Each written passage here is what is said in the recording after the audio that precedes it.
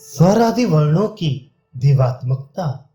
संपूर्ण स्वर इंद्र के आत्मा ही, समस्त ऊष्म वर्ण प्रजापति के आत्मा ही, समस्त स्पर्श वर्ण मृत्यु के आत्मा ही। इस प्रकार जानने वाली उस उद्गाता को यदि कोई पुरुष स्वरों के उच्चारण में दोष प्रदर्शित करे तो वह उससे कहे कि मैं इंद्र के शरणागत हूं, वही तुझे इसका उत्तर देगा। अकार आदि संपूर्ण स्वर बल ही जिसका कर्म है, उस इंद्र यानी प्राण के आत्मा अर्थात देहावयव स्थानीय है। श, शा, स, ह आदि समस्त ऊष्म वर्ण प्रजापति के अर्थात विराट या कश्यप के आत्मा है। का आदि कवर्ग से लेकर पवर्ग तक संपूर्ण स्पर्श वर्ण यानी व्यंजन मृत्यु के आत्मा है। इस प्रकार जानने वाले उद्गाता को यदि कोई पुरुष स्वरों में उपालंब दे, तूने दोषयुक्त स्वर का प्रयोग किया है।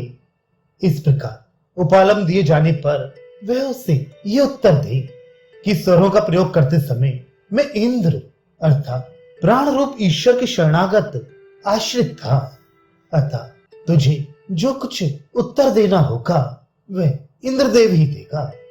और यदि कोई इसे ऊष्म वर्णों के उच्चारण में दोष प्रदर्शित करे तो उससे कहे कि मैं प्रजापति के शरणागत था, वही तेरा मर्दन करेगा। और यदि कोई इसे स्पर्शों के उच्चारण में उलाहना दे तो उससे कहे कि मैं मृत्यु की शरण को प्राप्त था, वही तुझे दग्ध करेगा। और यदि उसी प्रकार कोई पुरुष उसे ऊष्म वर्णों के उच्चारण में दोष प्रदर्शित करे तो वह उससे कहे कि मैं प्रजापति की शरण को प्राप्त था, वही तुझे पीसेगा अर्थात तेरे मद को अच्छी तरह चूर्ण करेगा।